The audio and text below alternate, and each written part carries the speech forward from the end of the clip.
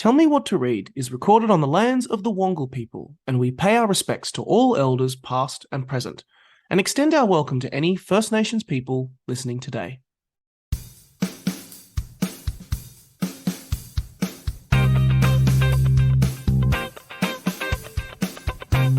This is Tell Me What to Read, brought to you by Booktopia. I'm your host, Nick Wasiliev, and welcome to the show where we chat about the next great books you should be reading with the authors behind them and familiar faces who read them. All books mentioned in today's show can be found right now at booktopia.com.au, and the links can be found in the description.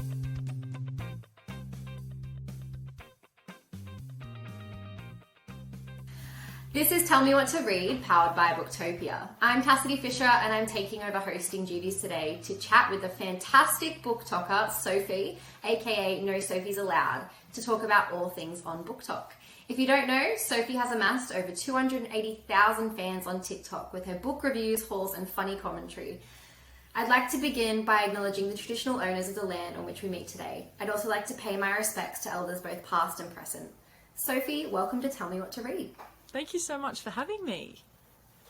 I'm so excited to be chatting with you today. I love all things social media as part of my job, so this is the fun part. I get to chat to all things books. That's the thing. It's like the dream job, being able to talk about books with everyone who also loves talking about books. Exactly. Well, you've gained quite an impressive following on the little app called TikTok. How did you get started with the platform? Well, I started uploading back in 2019, as when a lot of people started. I didn't really know what it was. It was just like some app that my friend told me to get. And then in 2020, I started posting more regularly. Obviously, we're all in lockdown, so I didn't have a lot else to do. And then I started talking about books on the app at like the end of 2020. Before that, though, I did have a booktube channel, which didn't really go very far, kind of gave up on that. But that's where I started talking about books online. And then eventually it just made sense. Like on TikTok, I saw a couple people starting to talk about books and I was like, oh, I could start doing that on here. And it's kind of fun to make, short form, like book content. And people started really enjoying it. So I kept going. Was it like daunting starting out? I'm finding, because I'm now starting to appear on some more social things and really putting myself out there. Like, did you find it like challenging or? Yeah, in the beginning, it was quite overwhelming. Like back in 2020, I think it was around like August of 2020 is when I started, like I kind of had probably like 7,000 followers for the majority of the beginning of the year. And then all of a sudden I had one video go really viral. I think it ended up getting over like 1 million likes, which is absolutely insane. And back then, I think going viral was a bit different to how it is now. I think a lot of things are going viral now, and that doesn't translate as quickly over to followers, which is just something that I've noticed. And so I started gaining followers like really fast. And I think within like a day, I'd gotten up to 20,000. And it was quite overwhelming because it was something that I was just doing for fun. Didn't think a lot of people were going to really see it. And then all of a sudden to have just people following me and then trying to keep up with that. But I didn't really like ever let it put too much pressure on me. Like I still was just having fun. And luckily I've been able to find like a really nice sort of slice of the internet where everyone's been super kind to me and all the comments have just been really lovely, and being able to engage with everyone has been fun. So it's, it was interesting. And obviously I'd been making like YouTube videos when I was a kid and stuff as a teenager. And it was something that I guess like I always was open to the idea of like having followers online, as I think a lot of people kind of are. Like if you're putting stuff out there, you're hoping to kind of get a couple followers out of it sometimes. But it was never like the like reason why I did it wasn't really to take it anywhere, which I think is kind of, sometimes I feel like I've missed a bit of an opportunity if like I could have really jumped on it. But then I was just having fun, and it's just been a way for me to like express myself creatively. And yeah, so it's interesting. It's like an interesting thing to be involved in, but it's really cool and I'm very thankful. But I think the fact that, like you said, you're just still just having fun with it, and you know, you're really doing. I feel like you do that content sometimes for you, not like you can. It really shines through, and you can. It sort of feels very authentic, and you're like, followers know. People know when people aren't being authentic anymore. Yeah. So I feel like when I've been watching your content, I think that's a reason, like, why you really shine as well. Like, you can thank you. feel that you're having fun with it while you're just reading. Like, I just want to share this with you. It's really infectious. I really appreciate that, because that's the thing. It was like I kind of started off, I wasn't making videos about books, and they were the books that the videos that were doing a lot better, where I was just talking about other random things.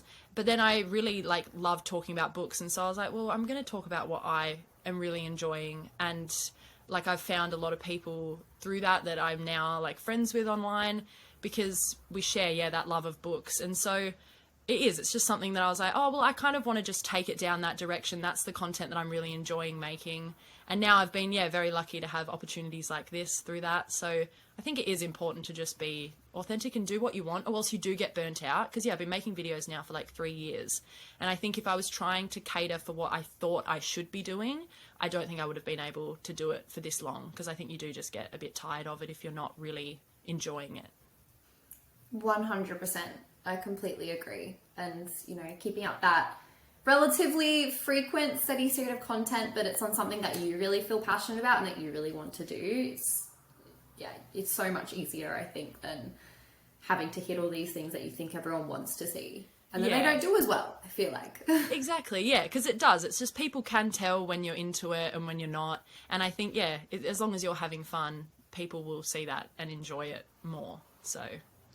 Well, that's a perfect segue to my next question. I would say, other than book recommendations, can you tell me a little bit about why you love Book Talk?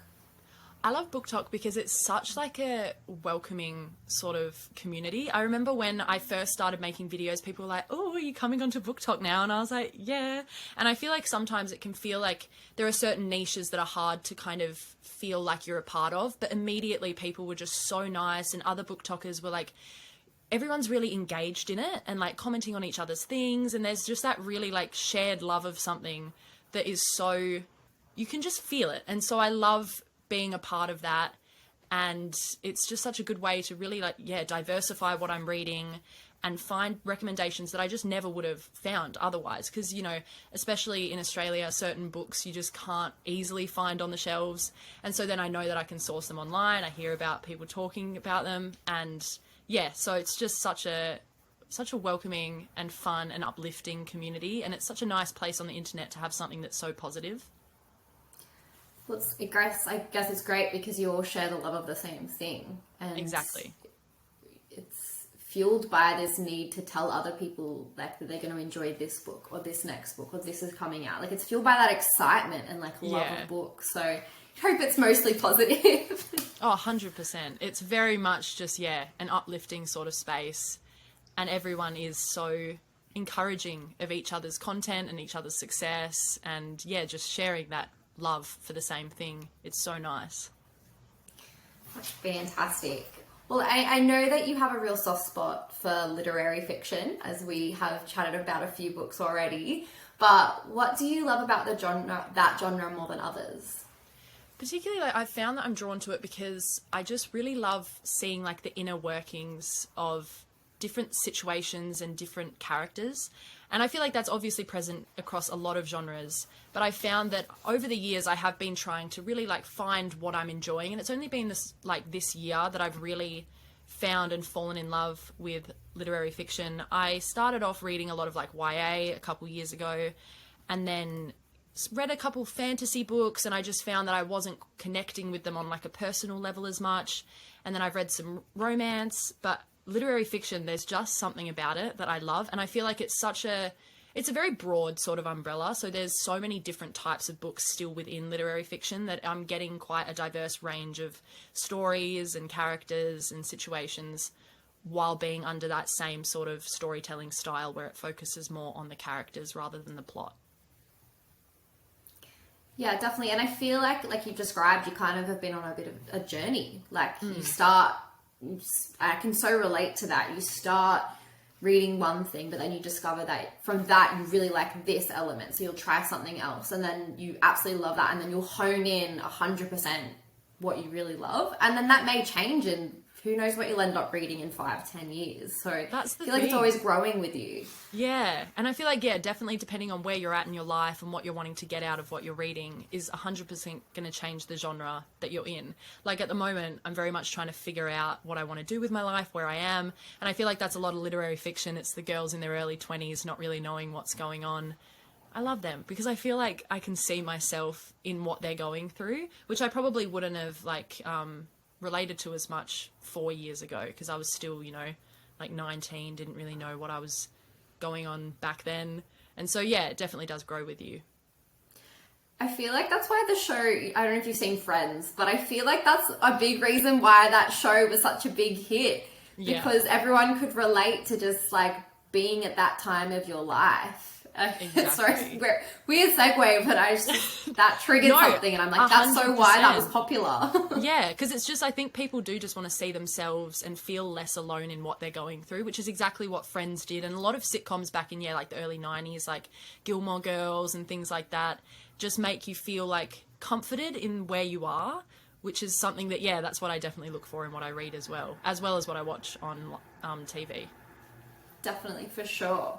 Well, BookTok is really massive now. I'm sure you know, it's huge with so many creators and so many recommendations. And I just fall into a pit and will end up scrolling for several hours, and then my TBR is expanded by 40. With so many talented people operating the space, why do you think followers enjoy your content so much? Oh, that's a good question. I think...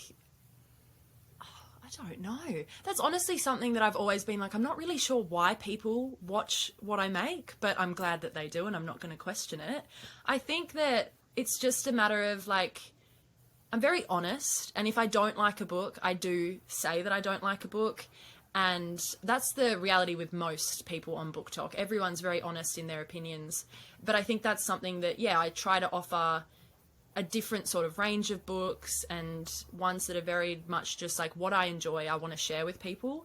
And so I think that does come across in the fact that I'm trying to just make content that I enjoy, and I try different things, and if they don't quite fit with me, then I just, leave it where it is. And I think, people probably, hopefully, just like my content because I'm very much myself, and I still try to put a little bit of humor in there sometimes. The old stuff make that I used smile. to make. Exactly. That's the thing. I just want to have fun, and I think that does kind of show in what I make, and I don't want to post things that I don't feel 100% genuine in. And so, hopefully that's why people like following me. I think it is. I think it 100% is. That's why I like following you. Oh, thank you. Just like hearing your insight on that. Do you have a literary fiction novel that both the publishing world and BookTok is sleeping on, do you think? Ooh. That is a great question.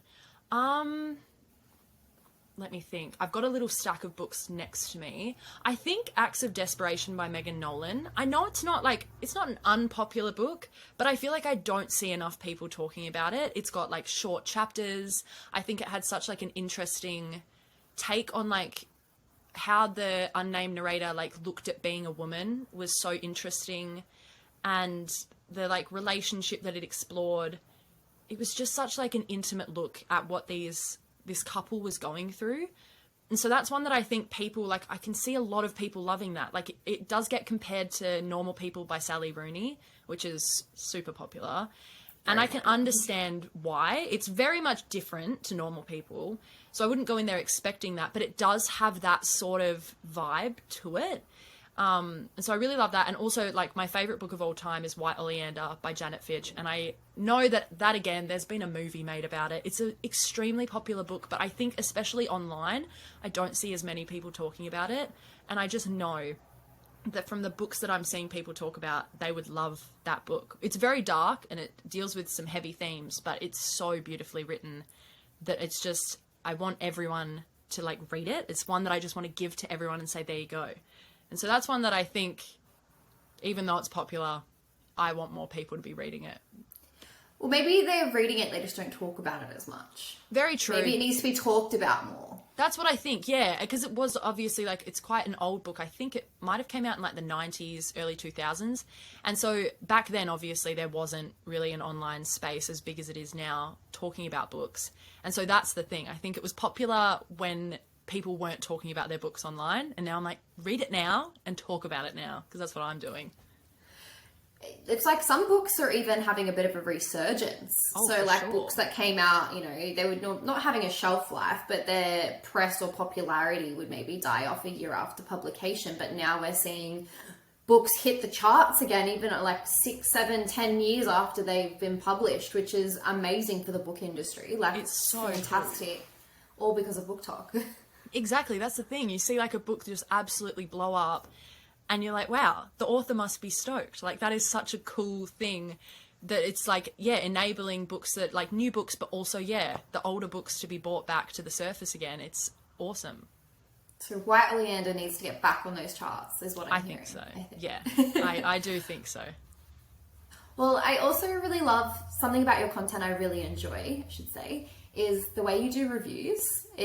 I was watching, I think you did Carrie Soto, I believe, and you were like, this is 3 stars, but it's not because it was a bad book. This is a good book. I loved the way you did reviews. Thank you. Normally people would see 3 stars and be like, oh, I wouldn't read that, but you explain it as like, it's not a bad book. It's just, I don't know. Can you tell me a bit more about your review process? Yeah, so the way that I rate books, I feel like I've seen a lot of people talking about it online that like rating books, it's kind of becoming difficult because people are, obviously everyone has like a different view on like, oh, if this is a 3-star book, it must not be that good. But for me, a 3-star is a book that I enjoyed. Like there was nothing wrong with it. It wasn't like a new favorite, but I just really enjoyed reading it. And so it gets a solid, like middle of the line 3 stars. And so I think that I like to explain that to people because they do get thrown off when I say like, oh, it was 3 stars, but it was really good. Like, and I do recommend it to people if you're wanting a book that's purely fun. The reason why I give like a book 5 stars is when I've got that really strong, like emotional connection to it. And I feel like Taylor Jenkins Reid's books, they're so fun and she's brilliant at writing a plot. Writer. Like the way that I was sucked in and started caring about tennis while reading that book, it was insane.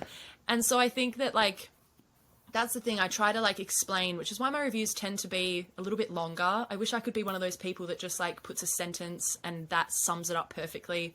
But I just have so many things that I want to say in order to get my point across about how I actually like emotionally felt towards the book. And so, yeah, I like to explain like why I've given it the rating that I have. And yeah, it's interesting because sometimes I'll read a book and then go back like a couple weeks later and be like, actually, that was a 5-star. That wasn't just a 4. Or I read it and like I gave it a 4-star and I'm like, it was more so a 3 now. Like with time, you kind of sit with it. And so, yeah, it does change, but I try to, yeah, just get my reviews to be like, try to be succinct, but still get across all of my thoughts and emotions. That's funny that you say that it changes over time because the amount of times this year, as I have a reading goal on Goodreads, that I have gone back and changed ratings.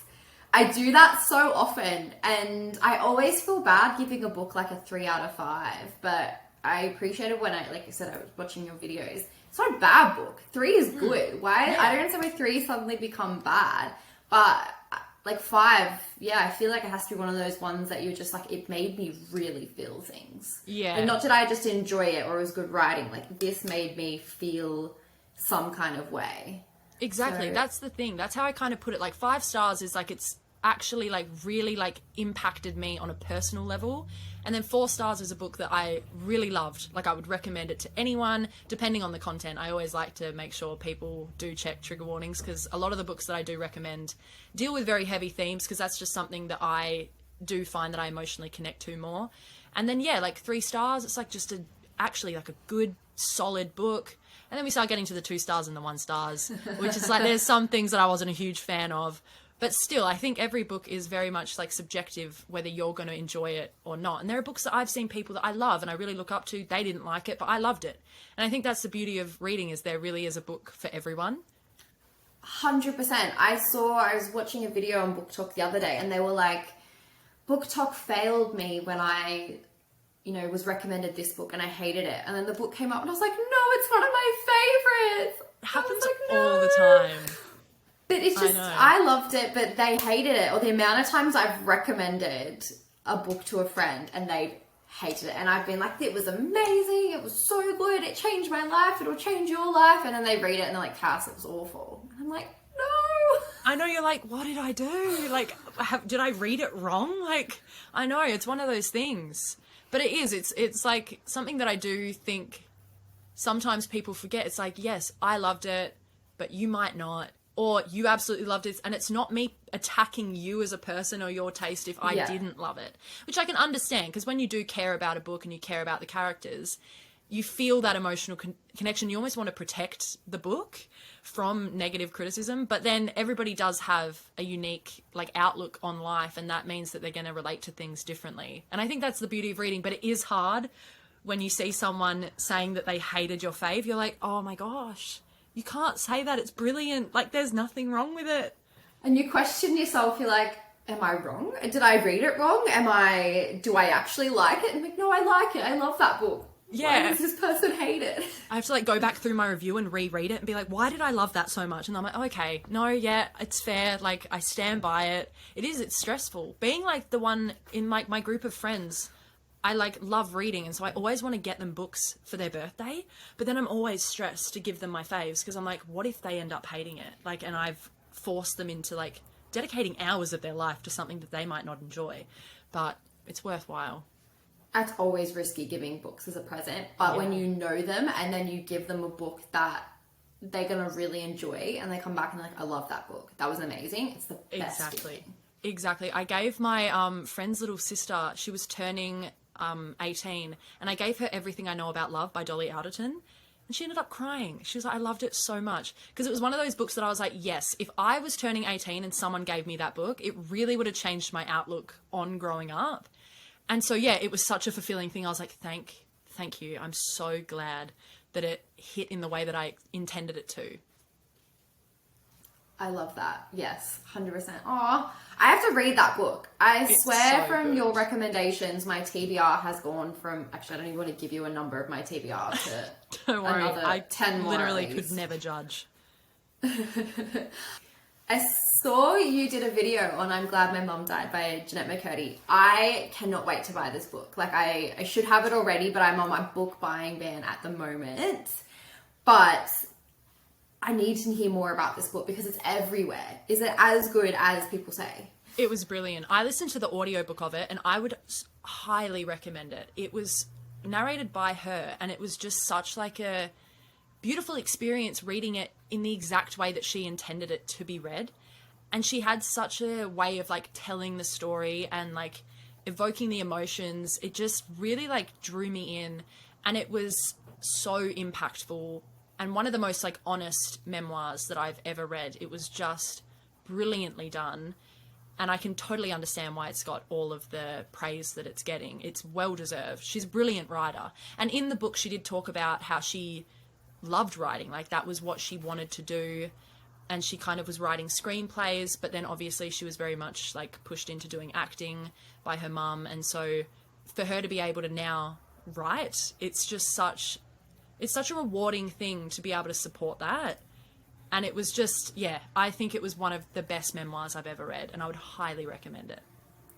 I've actually never read a memoir, and I think it's going to be my first one. I think actually I'm half reading kind of a memoir now. I don't know if you can classify it as a memoir, but yeah, I've set myself a bit of a goal this year to really, don't get me wrong, I still read mainly inside my favorite genre, but I'm slowly stepping outside of that a little bit, and I'm finding it really rewarding. I feel like I'm on my book growth journey. It's such a nice thing when you start finding things, because it's like, if you haven't read a genre, it can feel quite like daunting, because you're like, well, I know that I like this and I know I'm going to enjoy that style, and so what if I'm like wasting time reading a book that I might not enjoy, when there are so many books that I've got on like my TBR that I'm going to love. But when it comes to memoirs, I love memoirs. There's something about them. Like, I've read recently In the Dream House by Carmen Maria Machado. That is such a brilliant memoir. And I feel like as well, memoirs get like kind of, there's this outlook on them that they, I don't know, have a very like stock standard format, but there are so many very creative memoirs, and In the Dream House was one of them. Like, the format of it didn't read like a memoir. It just read like a very a very like twisting and original story, but obviously because it was real, it makes it even more emotionally impactful. So if you do get into memoirs, that's another one that I would recommend. You're really selling me on it. It's so good. Like, I can understand why it got the hype. And it was one of those ones, I've had it now, I've wanted to read it for years. But when the book's really popular and I'm seeing all these people recommend it, I'm like, oh, I'll get to it. Because I know I'm going to love it, but I'm scared that if I don't love it, then it's over and I don't have a chance. Whereas if it's just sitting there on my shelf, I'm like, well, it's there and I know that it's going to be good for one day, but not right now. And I finally got around to reading it and it was brilliant. But maybe it wouldn't have been as good of an experience reading it if you weren't ready for it. Like, I feel like I get the same thing. I'll buy a book and I'm like, I know I'm going to love this. It hits all the boxes, like ticks all the boxes of something I'm going to love. But I need to be in the right mood to 100%. Read that specific book or something. Because I'm very much mood led when I'm picking my next book. I'm like, can I deal with a sadder book? Or am I in the mood for something fluffy? Like, yeah. That's the thing. And that's why I used to try to do TBRs for the beginning of the month and I never stuck to them. Because by the time you finish one book, you might have like your outlook on what you're wanting to consume might have completely changed. And so I very much am like, after that book's done, I'll pick whatever book I feel like. Because I'm very much a mood reader, which makes it hard because there are so many great books that I'm like, I want to read it, but I just need to wait because it's not going to hit the same. It's like Normal People. The first time I read that was in like April of 2020 and I gave it 3 stars and I wrote in my review, the original review, I was like, I think I would have enjoyed this at a different time. And then I read it at the end of last year and I loved it. It was 5 stars. It was like became one of my favorite books of all time because I was just in a different headspace, ready to kind of take on that type of book. And so, yeah, it 100% can affect your like experience with the book if you're not ready for it. Yeah, and you have to be in the right mental space. Like you said, you're reading some, I guess, darker material. Sometimes with those topics, you really, if you're not in the right mood for it or there's something going on in your life, you can't read those things and really get the most out of them. Exactly. It's really tricky. There have been so many books that I've started reading and I'm like, I just can't deal with this right now. I need something fun. And so I'll pick up a romance and it just hits what I need it to. I'm still reading, but I'm not having to take on that emotional sort of toll. And then when I've got nothing really going on, I'm like, okay, I've got the time and the mental space to really take on what that book is throwing at me. And so, yeah, it's very much something you have to kind of take as it comes. Yeah, 100% agree with that one. What do you think your dream library looks like? Okay, I've thought about this. I have a Pinterest board of my like dream house and all I want is like, I don't need it to be massive. I just want like a little room with like dark wood shelves and like just books everywhere and like stacked all like randomly. And so it's one of those things where people come in and it's just like kind of almost overwhelming because it's like, oh, where do you even look?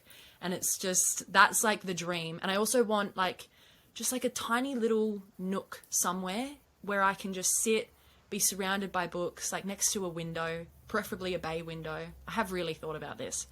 And just, yeah, be able to really feel comfortable. Because at the moment, my library is like one little shelf in my room and then one out in the main part of the house. And that's all the space. I'm literally running out of space for books. I'm kind of panicking about it, to be honest. But I'm not complaining. It's a good problem to have, so. Definitely. What are your thoughts on like the bookshelf ladders that are everywhere? Oh, the dream. That's the thing. Like high ceilings, you got books right up to the roof, and then you can slide the ladder along, hop up, grab whatever you're wanting. They're so cool.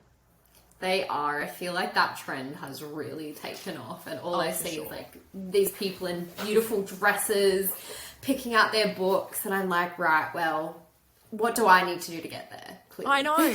At this point, all my books are just the highest is like a light reach up because I'm already like almost 6 foot tall. So I'm going to need like really high ceilings in order to make the ladder necessary, but I'm willing to make that happen. It's worth it. It would be 100% worth it. Mm-hmm. Well, we're now at the part of the show where we ask what books you've been reading and recommending. What has No Sophies Allowed been reading and enjoying? Well, the other day I finished Girl, Woman, Other by Bernardine Evaristo, and that is such a brilliant book, and I can understand why it's so popular, and it's one of those ones that was so popular that I just kept putting off reading, and I don't know why I do that. Like, obviously it's popular for a reason, and so I finally sat down and I was like, no, I'm going to read it, and it was such, like, I don't even know how to properly explain how well done that book is.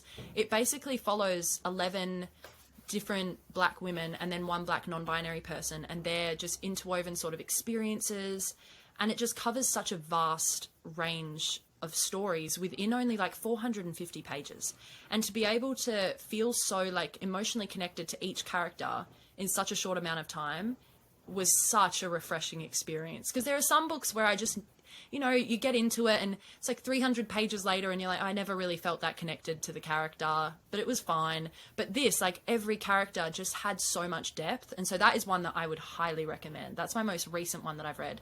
And then again, I read In the Dream House, which is brilliant. And I also read recently Big Beautiful Female Theory by Eloise Grills. And that one is such an interesting, like, it's a memoir again, but it's a very much a different approach to a memoir that I haven't seen before, where it had like her art and comics and poems and essays all compiled into this book. And it is just such an interesting look at her experiences with her body, and like how the way she perceives herself and how other people have perceived her has like affected her growing up. And it was so interesting and so beautiful, and I loved that one. And so those are three that I've read recently that I thought were brilliant, which has been good. Every book I've been reading recently, I've been giving 5 stars to, which is just such a refreshing experience. And I think it does come, as we were saying before, with just finding the genre that you're really enjoying. I'm now realizing like, oh, so reading can be like overall just always very enjoyable, because I'm just filtering out the books that just aren't for me. And so, yeah, those are my 3 that I think are brilliant. And then also, yeah, White Oleander is my standout. Like, I just want to push that one into everyone's hands. Everyone just has to read that one, clearly. Exactly. If you're in the right headspace for it, it's beautiful. Like, actually forgot to ask before, so sorry, I will continue with the book chat, but what's up next for you? Well, like in just life terms? In general, yeah. Whatever you like to share. I'm graduating at the end of this year, so I've done my degree in media and communication, and I've been majoring in photography, so I'm graduating that, and I'm hoping... Congrats! Thank you. It's been a interesting 3 years studying while COVID was going on and things like that, but it's been such a fun experience. I feel like I've really found my little group of people at uni, and it's such a like exciting thing that we're all going to be graduating together. And so after that, I'm either going to potentially go on to do honours next year, or ideally the dream is to work in the publishing industry. I just want to see where I can fit into that and see where that takes me. So that's the major life plan that I'm going to work towards. But other than that, I just am excited to continue reading. And I've got so many books that, like, now that the weather's getting warmer, they're like perfect summer books that I've been putting off reading, even though I'm so excited. And so that's something that I'm excited to do. And yeah, just work on figuring out my little place in things. And I'm planning to go and see my friend who's moved and stay with her for a little while. And so, yeah, just a lot of fun little things that I'm looking forward to. All good things, though. And I'm sure, you know, both having... That's a great degree, by the way. I know, because I did almost the same thing. Stop! Oh my God. Yeah, I did a comms degree as well. So, great degree. Not to mention, all of your followers got it in the bag, for sure. Yeah, that's... Thank you. That's the plan. That's why I'm, like, very thankful that I've managed to find my little thing on BookTok, because I feel like it's managed to...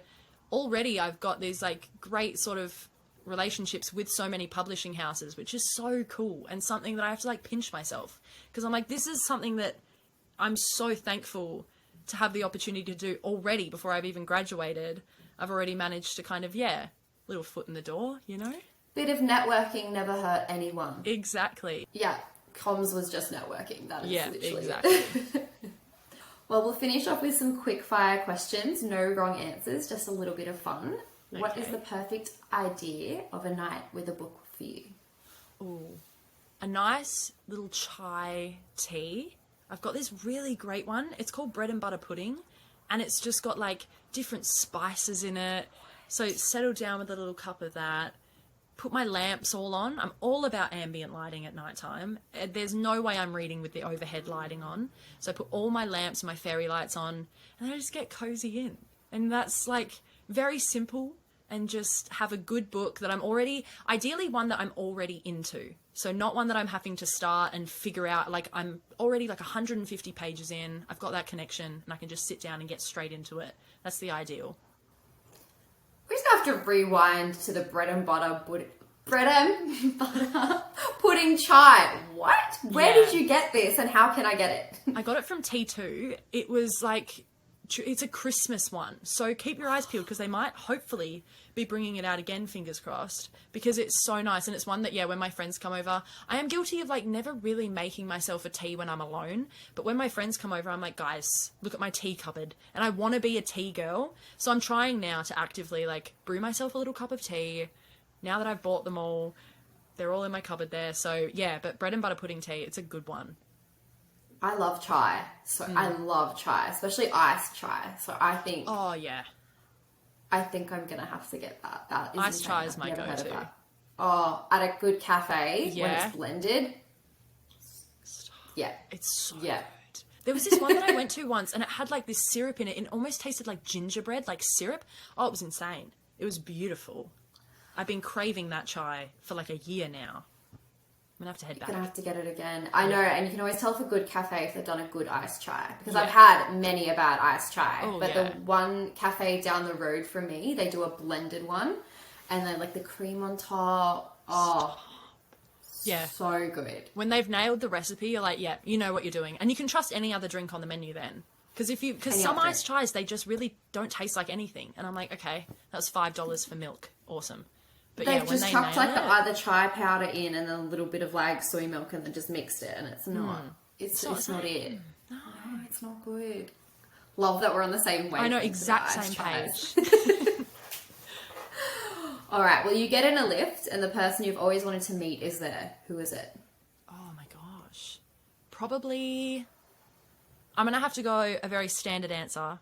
Taylor Swift. If Taylor Swift was in a lift, that would honestly, I think, be too much for me to handle on an emotional level. I'd probably get a little bit overwhelmed and just not say anything, because I'd also want to play it cool, you know what I mean? And like, so we could be friends. You got to like go your angle so she doesn't think, I'm just a fan. And like, oh, like, you're from around here, which is probably not the way to go, because obviously she'd know that I'm a Taylor Swift fan. Yeah, it's very obvious. I probably have it playing in my headphones and she just hears it. But yeah, that's just the get dream. her name wrong by accident. Is it Taylor, was it? Sorry, Taylor. Oh, lovely to meet you. Love your dress. Yeah, it's a great little fit you've got going on. That's the thing. You've just got to go in with the very casual, like, friend approach, and then I can be in Taylor Swift's little squad.